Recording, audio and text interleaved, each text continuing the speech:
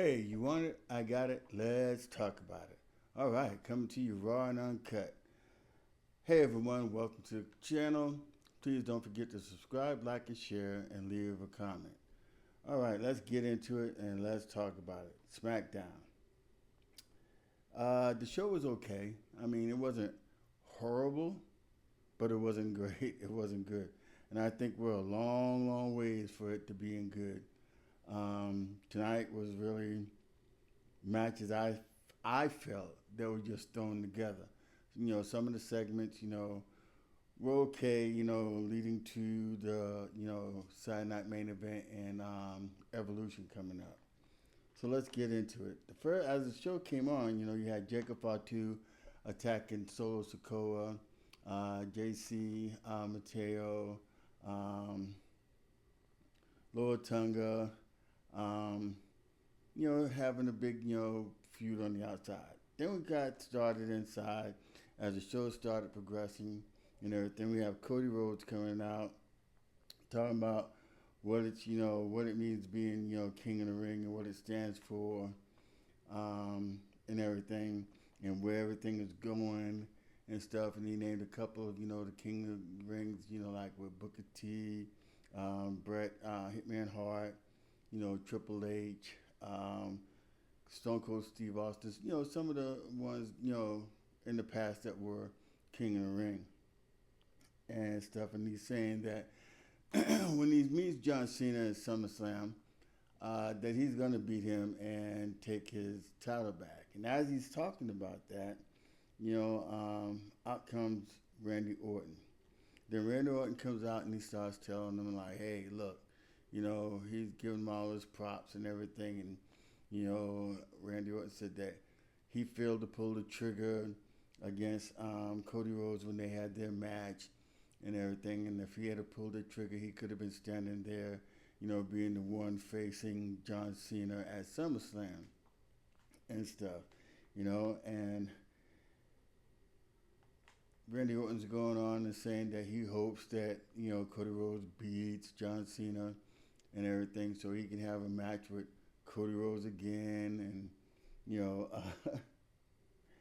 and start that feud and stuff and everything. But through it all, out comes Drew McIntyre. And I got to say, welcome back, Drew McIntyre.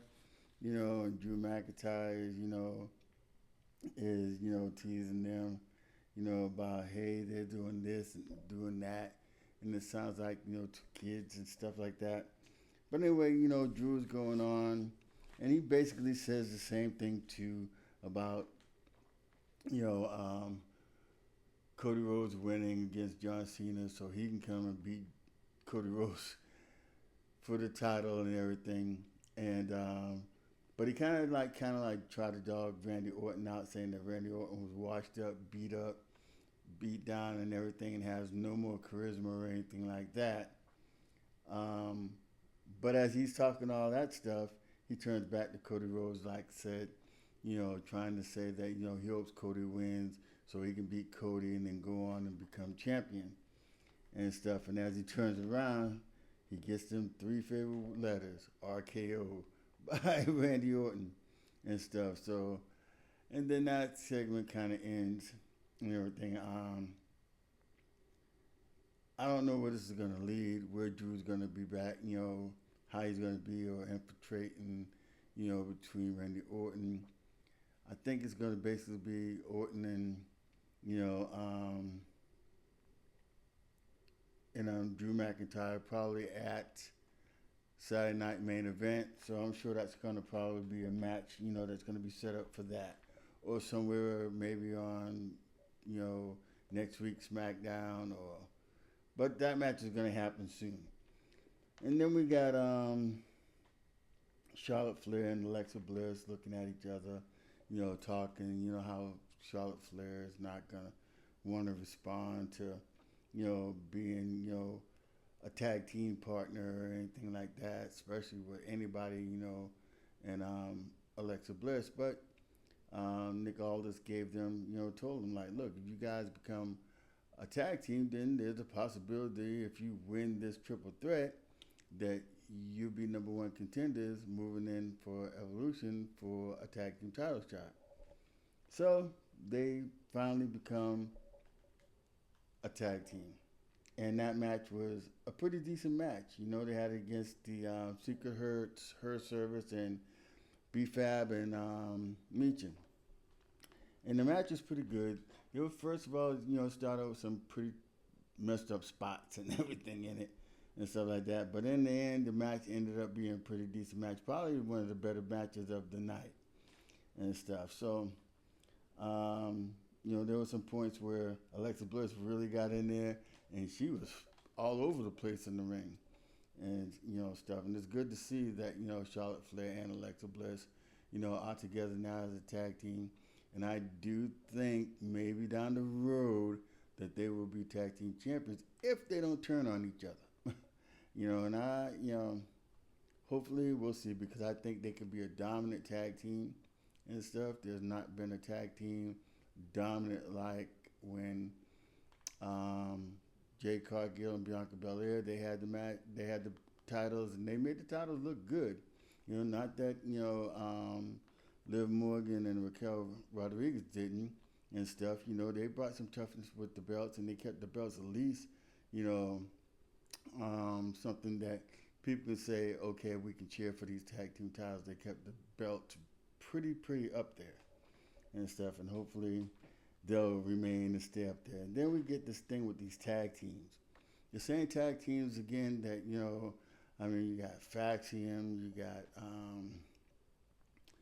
Motor City Machine Guns, DIY, you know, Street Profits, all arguing and everything. I mean, it's just basically every time it's the same. But Nick Aldis says, look, we're going to take a person from each team.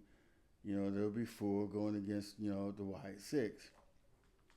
And as that match come down, it wasn't a great match. It was an okay match, you know. The Y6 ended up, you know, winning the match because Johnny walked off out of the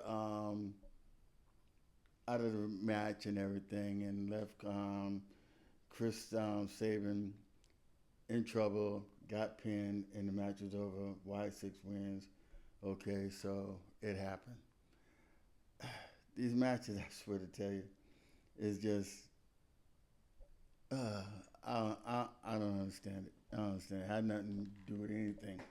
But anyway, we have Tiffany Stratton, you know, coming out and everything, and saying how proud I guess she was for herself beating, you know, Nia Jax and everything and stuff. You know, I mean, Tiffany doesn't really do a good promo